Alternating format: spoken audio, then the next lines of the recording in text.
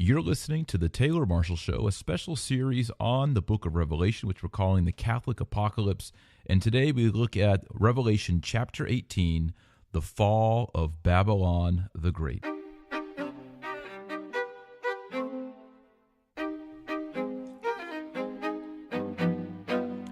Howdy, and thank you for listening to the Taylor Marshall Show. This is the podcast for everyone who wants to create daily habits and learn enough theology to take their faith to the next level. And last week we saw the great whore of Babylon, the adulterous spouse of God, ancient Israel, who had rejected the Messiah. And today we see the fall and destruction of that great city. All right, well, welcome back to the Taylor Marshall Show. We have a great program for you today as we move to Revelation chapter 18. And remember, there's not much left in the book of Revelation. We are almost finished with our full study. Revelation, as you probably know, has 22 chapters in it, so we are definitely on the final lap here. Today we're going to look at the fall of Babylon and the vivid language in which St. John describes the destruction of this great city over the face of the earth. This is the covenantal city. It is the sacramental Old Testament place of God's presence there at the temple in the permanent tabernacle of the Old Covenant. But before we get into the book of Revelation, I want to share with you our proverb of the week and also the announcements for this week. And the first big announcement is that we are going to have 2 pilgrimages in 2016. That's right, 2 pilgrimages. These are going to be sponsored by the New St. Thomas Institute, and they're going to be educational pilgrimages. We're not just going to go to all the sacred sites, see the relics, go to the famous churches. Along the way, I'll be teaching classes on what we are seeing. So the first pilgrimage is one to Our Lady of Guadalupe in Mexico City, and the second one is to Rome and Shrines of Italy. So the first one is to Our Lady of Guadalupe. She is the patroness of the New St. Thomas Institute and the star of the new evangelization. I went last year to see Our Lady of Guadalupe, and it was one of the most moving experiences of my life. I saw the Shroud of Turin last year. I was in Rome last year. I went to Mass with the Pope. I went to benediction with the Pope. But seeing Our Lady of Guadalupe in person was the most moving experience that I had, and I want to share that with you. So I'm going to invite you to come along with me and with Joy, and we're going to go down for a short pilgrimage to Mexico City. We're going to see Our Lady of Guadalupe. We're going to go up on Tepeyac Hill. We're going to see the old basilica. We're going to see the new basilica, and we're going to do a couple bonus things like go out and see the location where St. Michael the Archangel appeared to Diego Lazaro in 1631, and a well sprung up. So you'll be able to get that holy water that comes up from that well just outside of Mexico City. But most of all, you're going to be able to spend a lot of time just sitting there or kneeling before the tilma of Juan Diego with the miraculous image of Our Lady of Guadalupe. If you want to learn more about that and see some of the things that you're going to see, if you go over to taylormarshall.com, I put up a video, or you can go to pilgrimages.com. This is probably the better thing to do. Go to pilgrimages.com/Taylor Marshall, and you can click on the Guadalupe pilgrimage, and there's a video in there that I've made that shows you everything we're going to see and why Our Lady of Guadalupe is so important for our time. Probably even more important than all this is your question, is it safe? Is going to Mexico safe? I was very worried about going to Mexico, but we've partnered with 206 Tours, and we have professional buses and tour guides and translators and clean food and clean water and the best hotels. All of our transportation is taken care of. You will be 100% safe. I'm taking my wife, maybe even my newborn child, maybe some even of my own children. That's how confident I am in it. So if you want to go to Guadalupe, this is the safe trip. And also I'll be teaching some classes. I'll be teaching a class on the history of Guadalupe. I'll teach a class on Marian mediation. I'll be teaching a class while we're there on the history of Marian dogma, and also a class on how to explain the Blessed Virgin Mary to Protestants. So all those classes and this pilgrimage and all the holy sites. That's Guadalupe. That's going to be February 4th through the 9th, 2016. February 4th through the 9th, 2016. But then the big pilgrimage for 2016 with the New St. Thomas Institute. And by the way, you don't have to be a active member or a student at New St. Thomas Institute. Anyone can come with us. However, those who are members of New St. Thomas Institute do receive a discounted rate. The second pilgrimage is Rome, the Eternal City, Shrines of Italy. And this is June 26th through July 5th, 2016. So if you want to take advantage of some of your vacation days and also take advantage of the 4th of July holiday and get over to Italy and go to Rome and have an audience with the Holy Father, the Pope, and see all the major basilicas and go to the catacombs. And get this, we're going to go on a day trip and go see Padre Pio at San Giovanni Rotondo. We're going to go to Loreto and see the Holy House in Loreto. We're going to go to Assisi and see the tombs, the relics of St. Clare and St. Francis. And we're going to go to Lanciano, which has the famous Eucharistic miracle. We're going to see the Pieta, St. Peter's Basilica, St. Paul's, St. Mary Major, Lateran Basilica, the Vatican museums, the Sistine Chapel. And along the way, I'm also going to be teaching a mini class based on my book, The Eternal City. As we're traveling around and learning, we'll have priests for you. We'll have masses every day. We'll have confessions. This is going to be a spiritual retreat, a pilgrimage, and an educational opportunity. So the pricing is great. This is a great deal. Please head over to pilgrimages.com/my name, Taylor Marshall. Pilgrimages.com/Taylor Marshall. And come with me. During the day, we'll be eating together. We'll be talking theology. We'll be telling jokes. We'll be having a great time in the Eternal City, of course, with translators, so you don't have to worry about any of that while you're there. So check it out, pilgrimages.com/Taylor Marshall, and I hope to be with you in Italy and in Guadalupe in Mexico in 2016. Okay, our proverb of the day is Proverbs 21, verse 17. It goes like this, quote, "He who loves pleasure will be a poor man. He who loves wine and oil will not be rich," end quote. So in our typical Hebrew parallelism, we have two levels. The first level talks about a rich man. Talks about a poor man. And then the second part talks about being rich. And in the first part, it says that those who love pleasure will be poor. Seeking of pleasure is the opposite of temperance, which is one of the four cardinal virtues. So sometimes in our life, actually probably every day, we have to say no to things that would give us pleasure. You could eat all kinds of things that would give you pleasure, but you're going to become unhealthy. You'll gain weight. You'll clog your arteries. Not good. From what I hear, injecting heroin into your arm feels amazing. It's one of the best experiences that I've been told that you can experience. Heroin addicts will tell you that, but it's not good for you, and it makes you poor. It introduces you to the cycle of addiction. And I think that's what it's talking about here in Proverbs. If you're always seeking pleasure, if you're addicted to pleasure, it will rob you not only of your finances, but of your happiness. And then secondly, it says, whoever loves wine and oil will not be rich. And in the old days, wine and oil signified luxuries. Some people struggled just to have bread and water to survive in a house.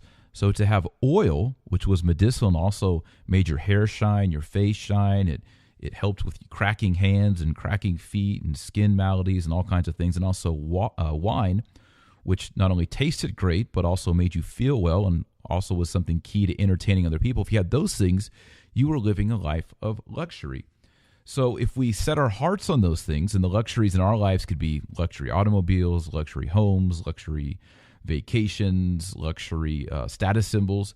If we set our hearts on those things, we will not be rich. And I think in a twofold way. One, we'll max out credit cards, we'll go into debt. That always brings about poverty.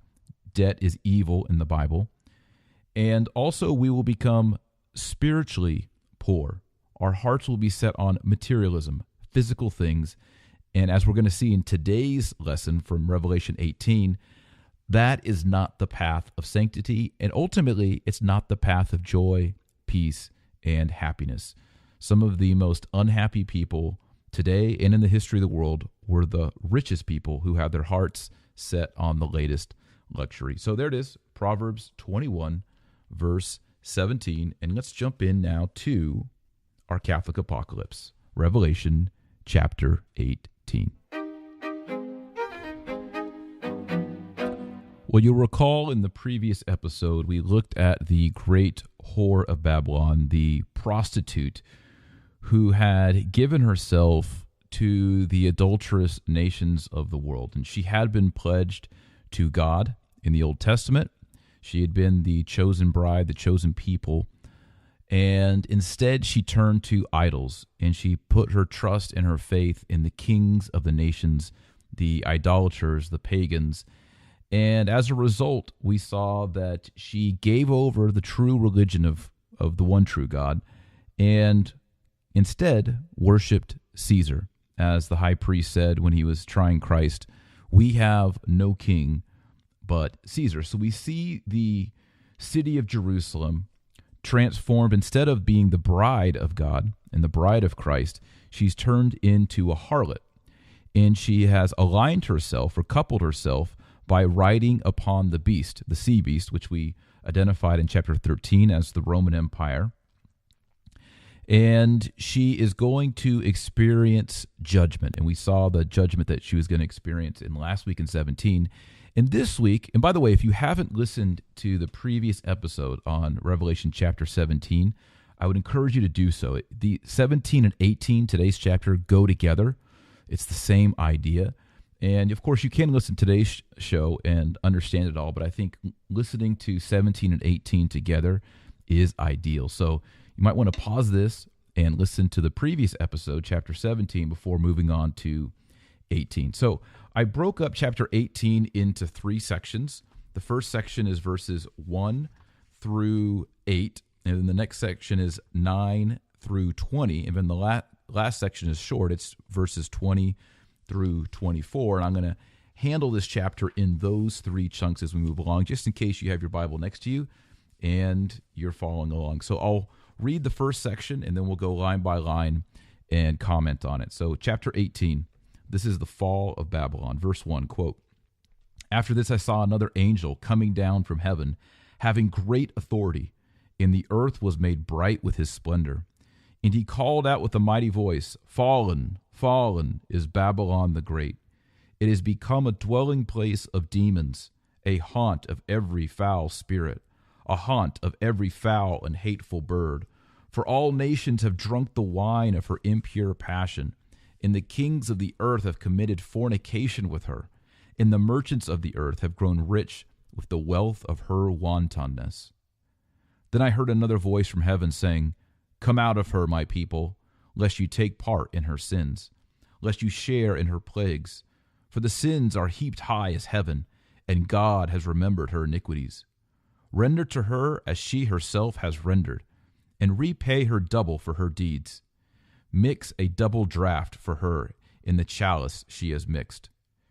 As she glorified herself and played the wanton, so give her a like measure of torment and mourning. Since in her heart she says, A queen I sit, I am no widow, mourning I shall never see. So shall her plagues come in a single day, pestilence and mourning and famine, and she shall be burned with fire. For mighty is the Lord God who judges her." End quote, the word of the Lord. Thanks be to God. So there's the opening 8 verses of Revelation chapter 18, and let's go through line by line and see what's going on here. So it begins with another mighty angel. And we've seen in previous chapters as we've moved along that sometimes St. John describes what seems to be Christ with the term in Greek angelos, which we translate into English as angel. And this does not mean that Jesus Christ, the second person of the Trinity, is an angel. He's not. He's greater than all the angels. He's eternal. He's consubstantial with the Father, as we say in the Nicene Creed. He is much greater on a metaphysical level than any angel could be, as we read in Hebrews chapter 1. But here, this angel, once again, this messenger, the Greek word angelos means messenger, not necessarily an angel. here this messenger seems to be similar to God himself or to Christ.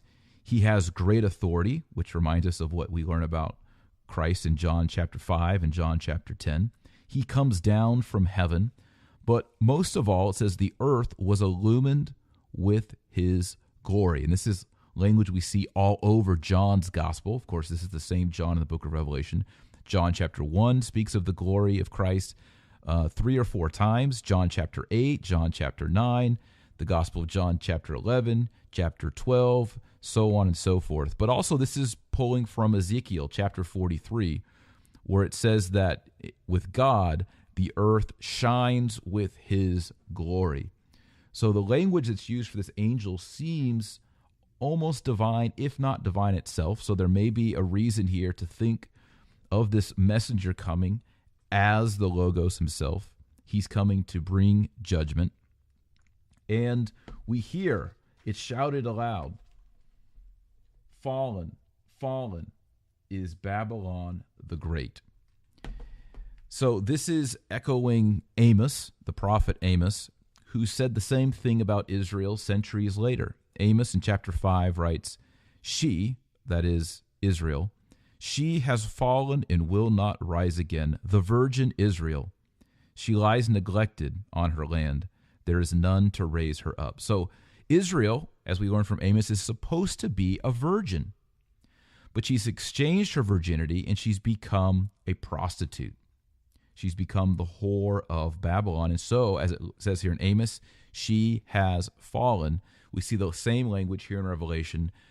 Jerusalem, Israel, is a prostitute. She's no longer a virgin, and she is fallen. And she's given the name Babylon. Babylon was the original great enemy of Israel and Jerusalem. Of course, destroyed Jerusalem in 587 and destroyed the temple and brought them into captivity.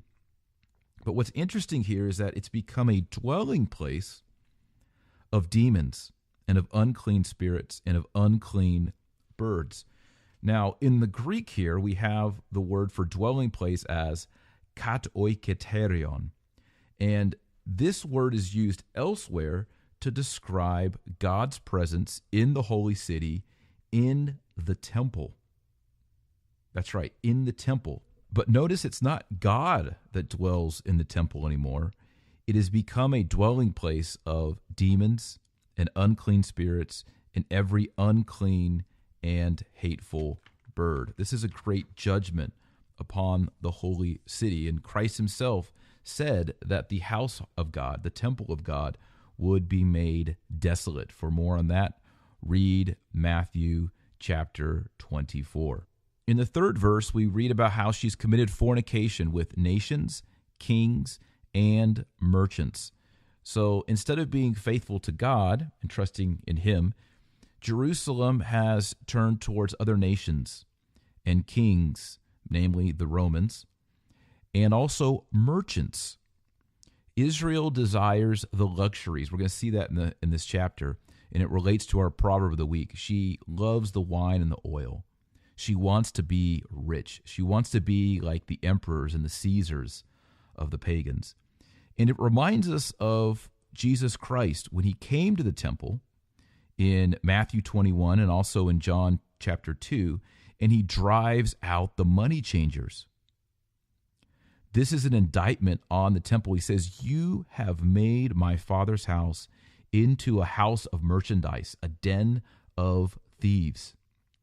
So Christ is condemning how the temple is becoming a place of commerce, a place for merchants. And we see that here in Revelation 18, chapter 3. So it's not only a judgment because they love and commit fornication and adultery with kings, political, but it's also economic. They're doing it with merchants as well. In chapter 4, we have this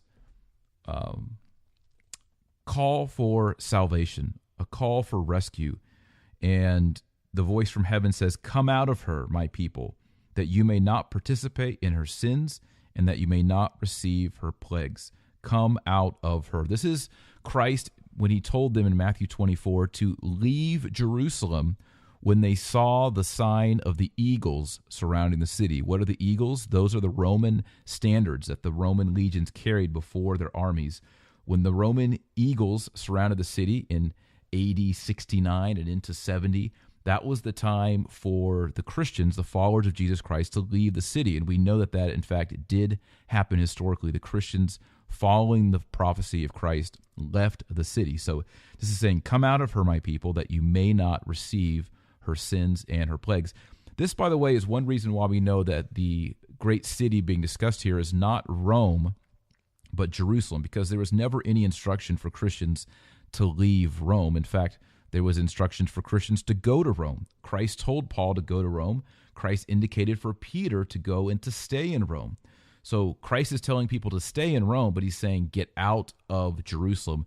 That's another hint for us, showing us that this city is in fact Jerusalem. And it says that her sins have piled up to heaven. This, of course, refers to what our Lord Jesus Christ talked about filling up the measure of their guilt, and how he, in Matthew 23, spoke of all the righteous blood shed upon the land by those who were hypocrites, the scribes, the Pharisees, the high priests, those who pretend to serve God, but are in fact enemies of God.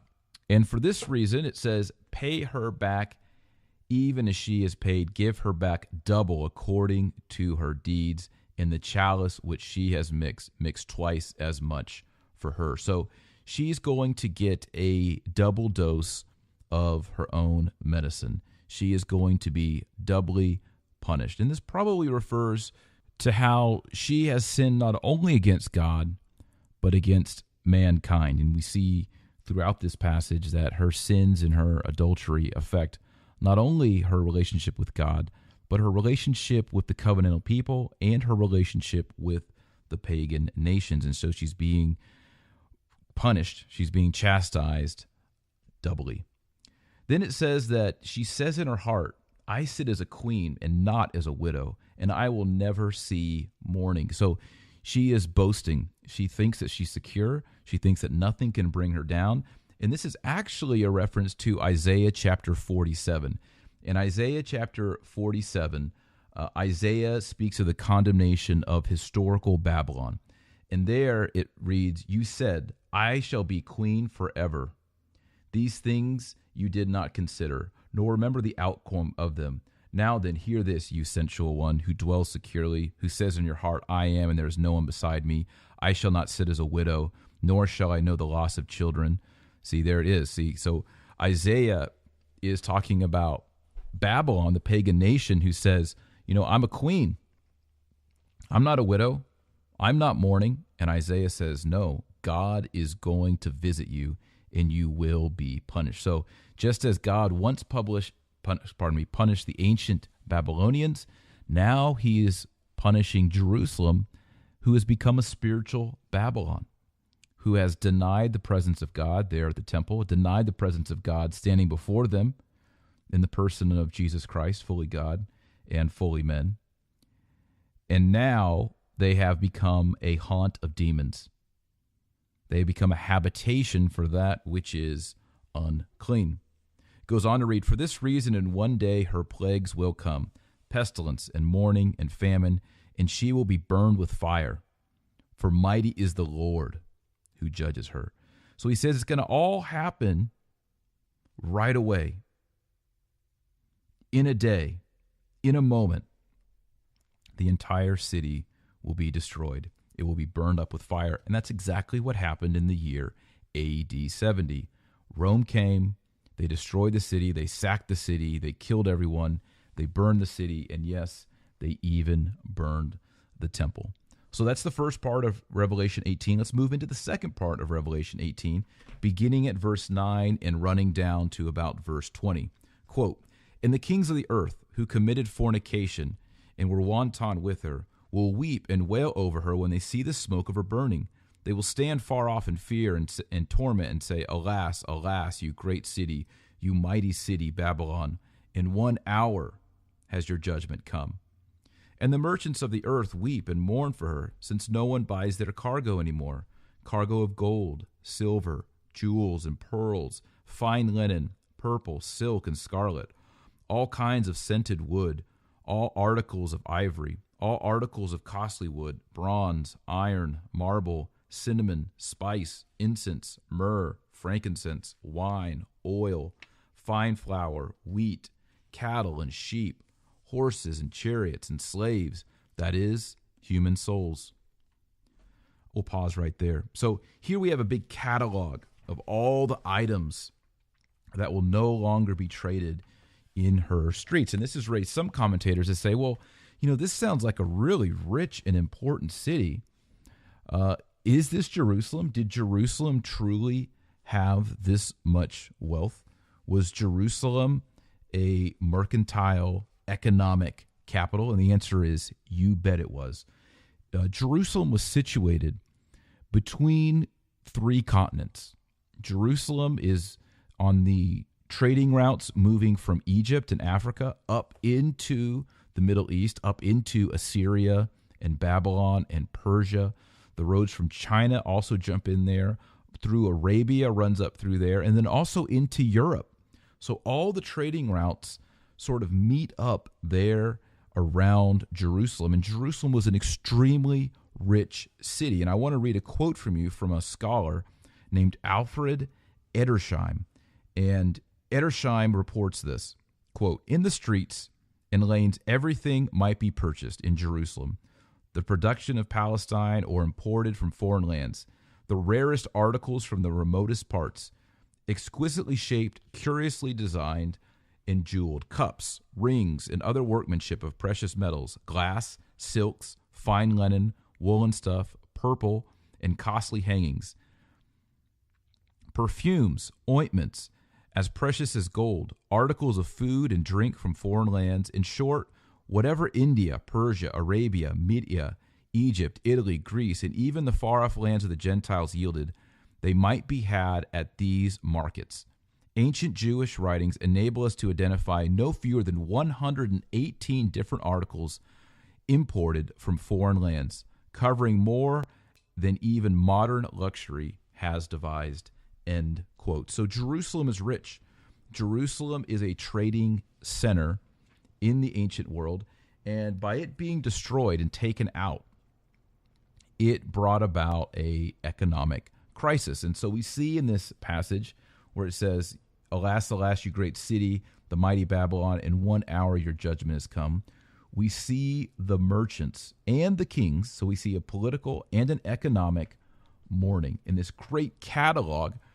And many of these items listed here mirror the items listed in Edersheim's list as well. Cattle, sheep, jewelry, spices, incense, myrrh, frankincense, linen, purple, silk, scarlet, all these dyes. So it's gone. It's taken out. And this, in fact, did happen in AD 70. Now we pick up in verse 14. "The fruit for which your soul longed has gone from you, and all your delicacies and all your splendor are lost to you, never to be found again. The merchants of these wares who gained wealth from her will stand far off in fear of torment, weeping and mourning aloud. Alas, alas, for the great city that was clothed in fine linen and purple and scarlet, adorned with gold and jewels and pearls. In 1 hour all this wealth has been laid waste. All the shipmasters and seafaring men, sailors, and all those whose trade is on the sea stood far off and cried out as they saw the smoke of her burning, 'What city was like the great city?' And they threw dust on their heads, and they wept and mourned, and crying out said, 'Alas, alas, the great city, where all who had ships at sea grew rich by her wealth. In 1 hour she has been laid waste. Rejoice over her, O heaven, O saints and apostles and prophets, for God has given judgment for you against her.'" End quote. Okay, so we have more lamentation. We have these men, they're throwing dust on their heads. They're weeping. They're crying out. They're saying, "You've been laid waste. The wealth is gone." But the key to it all is in verse 20, where it says, "Rejoice over her, O heaven." So those on earth and those on the sea, and by the way, Jerusalem did have a seaport, not close by, but it was not far off. And Jerusalem was part of the Mediterranean sea trade. Israel, as you remember, is a Mediterranean nation. They are right there in the Mediterranean, just like Carthage and Greece and Italy. So they're part of the seafaring mercantile community. But in verse 20 it says, "Rejoice over her, O heaven, O saints and apostles and prophets, for God has given judgment for you against her." Ask yourself, at this time, had Rome killed any Jewish prophets? No, of course not. Had Jerusalem killed Jewish prophets, Israelite prophets? You bet Jerusalem has. Christ even judges Jerusalem for having killed the prophets. And also we know that Jerusalem had killed apostles and killed saints. Now, it is true that Rome killed the apostle Peter and the apostle Paul. That's true. But Jerusalem had also killed apostles. Namely, it had killed James the Greater, and then later James of Jerusalem, and then many saints, for example, St. Stephen. So it seems here, and it's just so convincing to me, that we're talking here about not Rome, we're talking about Jerusalem. And of course, Jerusalem has aligned herself with Rome. We have the whore of Babylon, Jerusalem, and she's riding on the back of the sea beast, Rome. So they are united, they are in common purpose. But here we're seeing the destruction of a certain city, and that certain city is in fact Jerusalem. And now we move into our third part. You can see that this chapter is short, it's brief, it deals primarily with the destruction of this great whore of Babylon, which was set up in 17. That's why I said earlier in this podcast, I'd really like you to listen to the chapter 17 show before moving into this chapter 18 show. But in verse 21, it reads, "Then a mighty angel took up a stone like a great millstone and threw it into the sea." So, is this the same angel as before? It might be. It seems to be the mighty angel that we saw before at the beginning of the chapter. Is it Christ? Is this angel not really an angel, but in fact a messenger in the Greek? Perhaps. It takes the great millstone and throws it into the sea. Now, this is, of course, reminding us of that message of Jesus Christ, who said it's better for someone to have a millstone tied around their neck and thrown in the sea than to let them tempt or to let them lead little ones into sin. That's a teaching of Christ himself.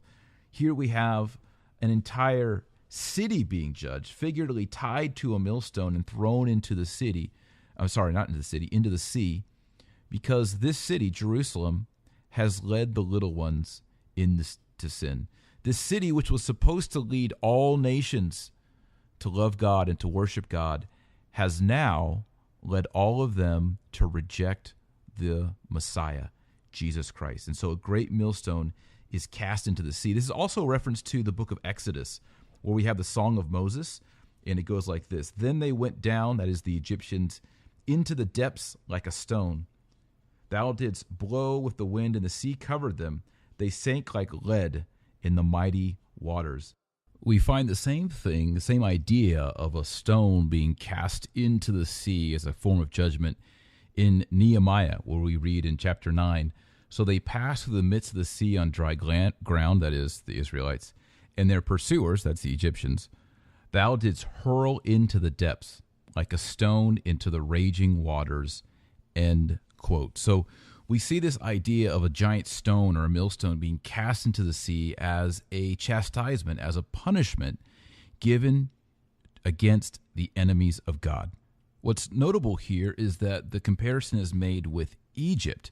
And we saw in Revelation chapter 11, verse 8, it spoke of the city, which is figuratively called Sodom and Egypt, the city where their Lord was crucified. So here we have a direct identification with Egypt as the city where the Lord was crucified. Well, where was the Lord crucified? Was he crucified in Egypt? No. Was he crucified in Sodom? No. Was he crucified in Rome? No. He was crucified in Jerusalem. So we see Jerusalem taking on the identity of these evil pagan cities that persecuted the people of God. Why?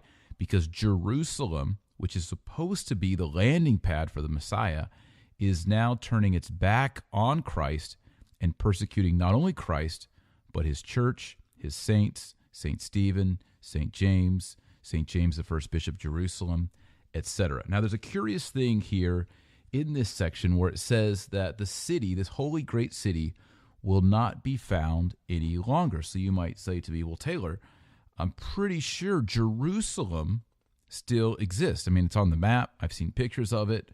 How can that be the case if the Bible says that Jerusalem will be found no longer? Well, here it's speaking spiritually. Clearly, the geographical location is not going to go away. However, its sacramental, its covenantal, its redemptive significance for the face of the earth is in fact gone. It is holy because Christ was crucified and he rose again from there, and the Holy Sepulchre is there, and Pentecost happened there. But it's no longer holy in terms of the old covenant. The place that it held as the location for where Abraham was to sacrifice Isaac on Mount Moriah, that's Jerusalem. The place where King David brought the Ark of the Covenant, where King Solomon built the temple. That significance for those dispensations in redemptive history, in the redemptive economy, are goners. They're gone.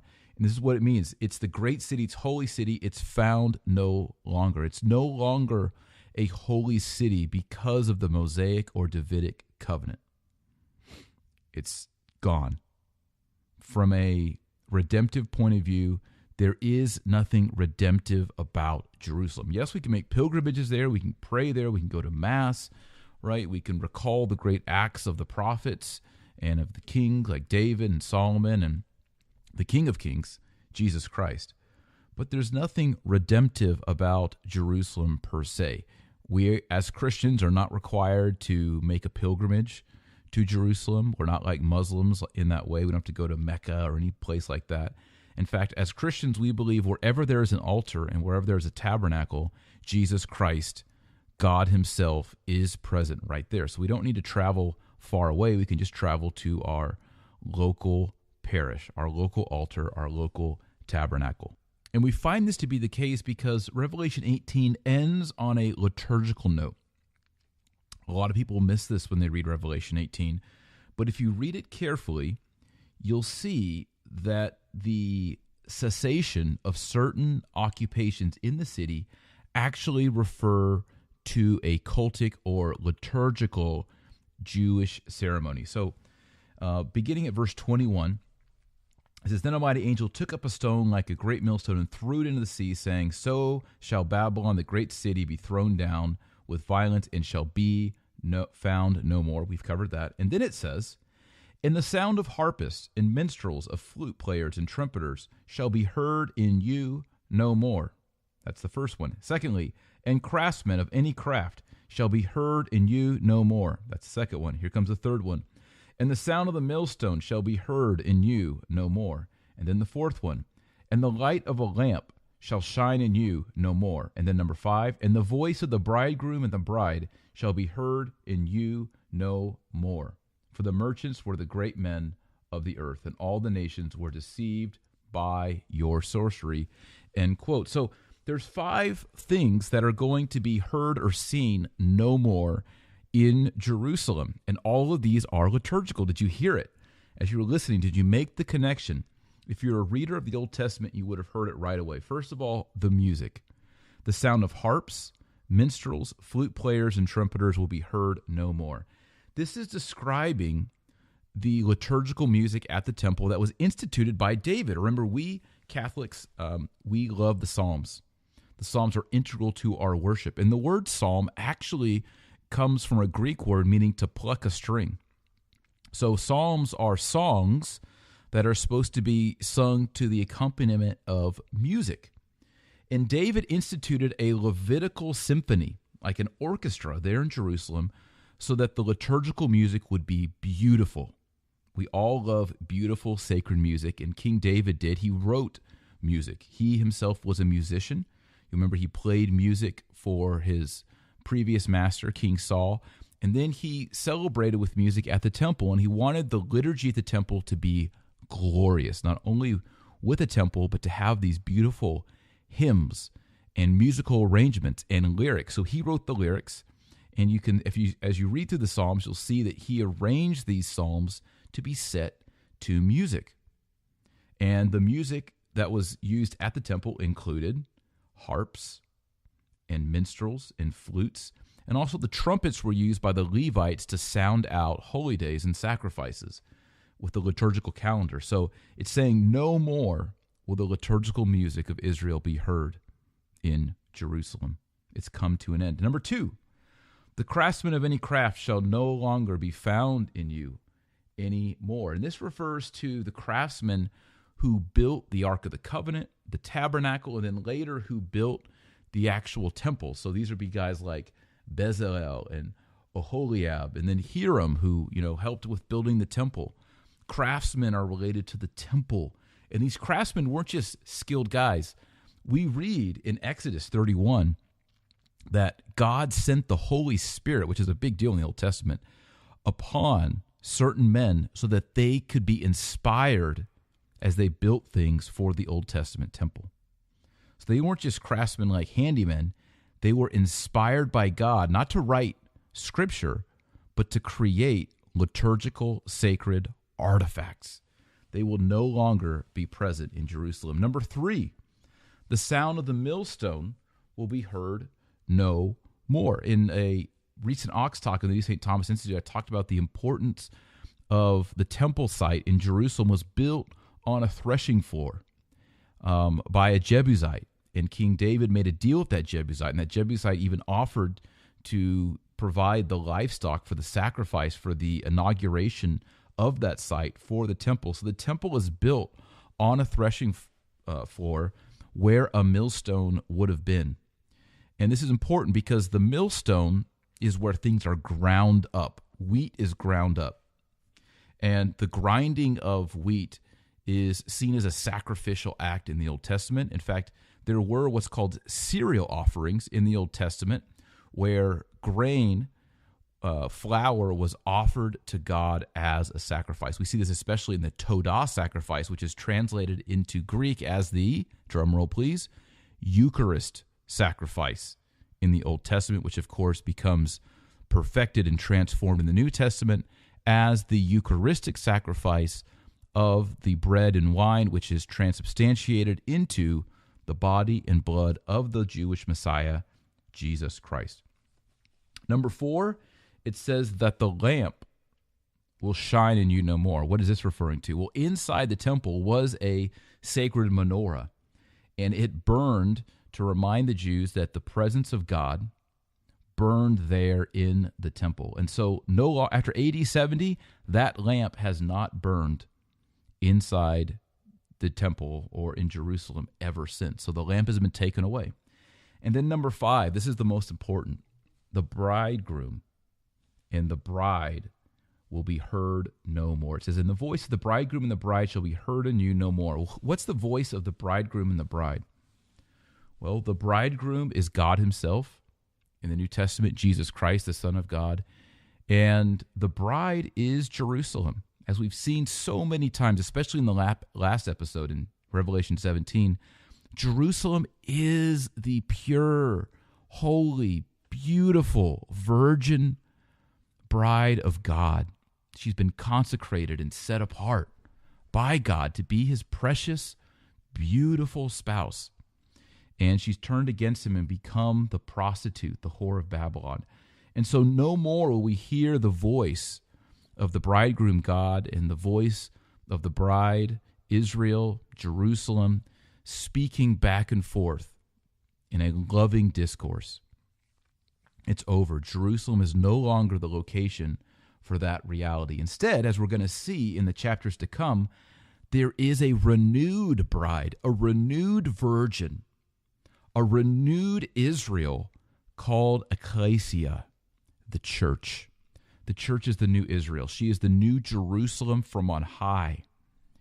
And she will guide the peoples of the earth, the nations, the Gentiles, and even the Jews into a loving relationship, a spousal relationship, a wedding supper of the Lamb for all these people. It's a new Jerusalem. So with these 5 things that are taken away from Jerusalem, we've come to the last verse in Revelation 18, and we'll close with that today. Verse 24, the last verse in Revelation 18 reads, "And in her was found the blood of prophets and of saints, and of all who have been slain on the land," here meaning the promised land. So in her, that is Jerusalem, is the death of the prophets, of course. The prophets weren't killed in Jerusalem. The prophets weren't killed in Rome. They were killed in Jerusalem. And the apostles, the saints, the early saints, killed in Jerusalem as well. And this is the final condemnation. She's been destroyed. In Revelation 19, we're going to see the rejoicing in heaven. A giant party breaks out in heaven because finally the apostate bride of God, the apostate bride of Christ, has been taken out, has been removed as of AD 70. And there's a big party, and finally we see the bridegroom coming, and he's riding on a white horse. And he's going to go ahead and defeat the beast and bring about peace, renewal, the new covenant, to bring in the Gentiles. He's going to issue a 1,000-year reign, the millennium. There's been a lot of confusion, especially in Protestant circles, about the millennium, the 1,000-year reign that we see inaugurated in Revelation chapter 20. So we're going to do those in the next couple episodes. And then we're going to finish up our series on the book of Revelation. I hope you've enjoyed it. I've certainly learned a ton. Last week, I started reading the prophet Ezekiel. Again, I've read it several times. I'm reading it again because I realized reading through the book of Revelation this time, I've always seen the importance of Daniel in the book of Revelation, but this study has shown me that Ezekiel especially is influential in the imagery of the apocalypse. So I've enjoyed getting back into Ezekiel and seeing all that's there, and hopefully my studies have been helping you to work through the book of Revelation and see it through entirely new eyes. I think, if you take anything away from these book of Revelation series, I want you to take away this. You cannot understand the apocalypse. You cannot understand the book of Revelation without drinking deeply from the Jewish Old Testament prophets. If you've never read Ezekiel, and hopefully, if you haven't read Ezekiel, hopefully I've been able to bring those elements of Ezekiel into this study so you understand. If you've never read Daniel, if you've never read Isaiah, and if you don't know the story of Exodus, if you don't know about the Babylonian captivity, reading the apocalypse, reading the book of Revelation is basically futile. You're going to be confused and you're not going to understand it at all. So hopefully this podcast series has helped you see how the Old Testament breaks the code. It unlocks the secret of the book of Revelation. All of these symbols and all of these apocalyptic things that you're seeing have already been said before in the Old Testament. And so when we understand the Old Testament, we apply it to the book of Revelation, we really begin to understand the importance of the new covenant, how ancient Israel and Jerusalem have become apostate, even to use the horrifying language of becoming a whore, a prostitute, or as I said in the last podcast, and it's even painful for me to say this, to become a spiritual slut to the nations, and how the Catholic Church comes as a new bride in a new Jerusalem, and how we as Catholics need to be excited about being a part of the church, and how we must defend the Catholic Church, and how we must honor our saints, because our saints are what show us that the church in heaven truly is a virgin, truly is pure, truly does submit to the word of Jesus Christ. So we'll close up there this week. I'm going to give a shout out to the comment of the week, to the rating of the week, and it comes from someone who leaves his name as Uncle Tuna, if I got that right, Uncle Tuna. And he writes, this is on iTunes, in the review section on iTunes. He writes, "I consider Taylor to be one of the great apologists of our time, intelligent, charismatic, concise, and funny. His podcasts are number one, like the steak sauce. I recommend him to everyone who seeks truth." Uncle Tuna, thank you so much for that. I appreciate that. And you received the shout out of the week. I would ask you, if you've enjoyed this podcast, especially the Revelation podcast, if you would please, pretty please, leave me a rating and review over in iTunes. Go into iTunes and search Taylor Marshall Catholic Show. And by leaving a review there, you allow other people to find this podcast. There's a lot of Christian podcasts. There's a lot of Catholic podcasts. If you think this is one of the better ones and you want to help people find it in Apple iTunes, the best thing you can do is go in there and leave a review. So go into iTunes, go into the iTunes store. This is a free podcast, but you still have to go into iTunes store, search Taylor Marshall Catholic Show, and then click on the tab Ratings and Reviews. And you can leave a 1-star, 2-star, 3-star, 4-star, or 5-star, whatever you think this podcast is worth, and leave a review there. And I will give you a shout out here on the podcast. And if you have a really good one, like Uncle Tuna, I will read it aloud on the show. So thanks again for listening. Thanks for studying the book of Revelation. God is pleased with you that you want to learn more about his word, that you want to learn more about this unveiling, this apocalypse, this revelation that he's given. And until next time, remember that Jesus Christ has said that you are the light of the world and the salt of the earth. So go out there and be salty. And hey, if you want to go on pilgrimage, Our Lady Guadalupe, Rome, Italy, check it out. pilgrimages.com/Taylor Marshall.